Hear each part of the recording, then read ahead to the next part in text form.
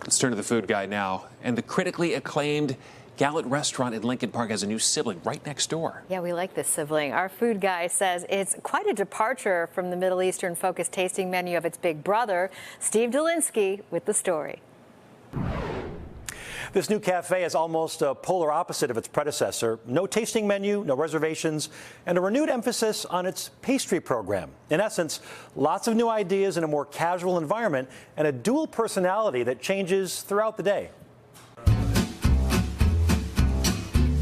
Where Galit has Michelin stars, a James Beard Award-winning chef, and a tasting menu format rooted in the cuisine from the Middle East, including the best pita hummus combo in the city, their new next-door sibling, Café Yaya, is just a lot more casual, like neighborhood vibes is kind of what we were going for. Eater McClure oversees everything that's baked, mainly pastries, which start early each morning in a sort of coffee shop vibe.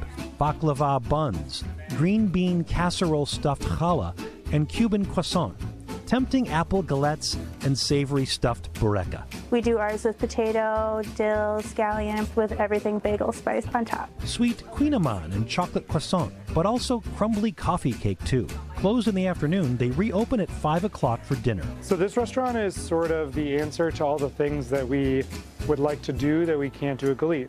Like Yaya fries. They're very big. Blanched, fried, and frozen, then fried 2 more times to make them extra crispy. Covered in kombu and with a green garlic labneh ranch. Try them with a lamb burger. So we take mustard and mix it with a condiment called amba, which is a fermented green curried mango. The za'atar mayo is just an aioli where we add za'atar and preserved lemon into it. New Orleans-style fried green tomatoes with shrimp remoulade would be right at home in the Big Easy. Well, I lived there for a good portion of my life before I moved to Chicago. I tried to do it the way that I think it's supposed to be done, in the classic uptown New Orleans style. There's a beautiful half chicken with a vibrant green salad, as well as roasted oysters, which have a Cajun French accent. We take a compound butter with shallot, vinegar, and tarragon, some cooked tasso ham, which is a Cajun-style spiced ham, bake it in the oven, and then we put some double creme brie cheese on top.